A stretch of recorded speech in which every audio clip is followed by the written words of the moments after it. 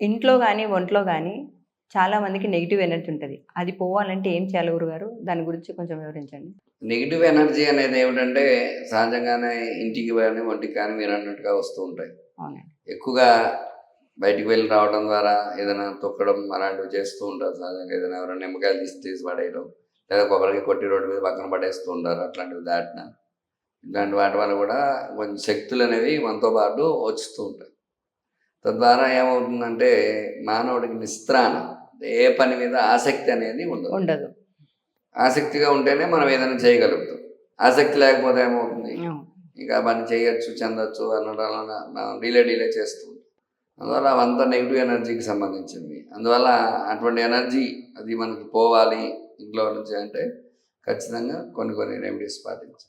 అందులో ముఖ్యంగా చెప్పాల్సింది ఏమిటంటే పచ్చకర్పూరం విశేషం.